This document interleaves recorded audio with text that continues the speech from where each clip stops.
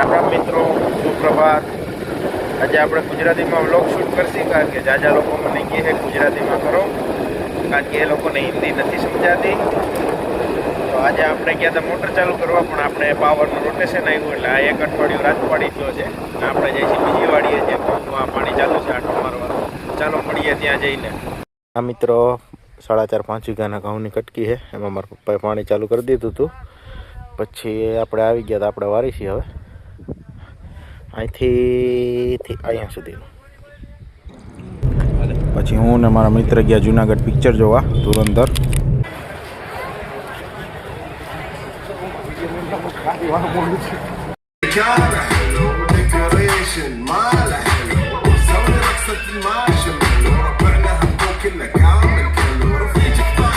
તો મિત્રો આપણે પિક્ચર પૂરું કરીને આવી ગયા છીએ અહીંયા સિયારામ રસવાટિકા દેશી ચૂલાની રસોઈમાં જમવા।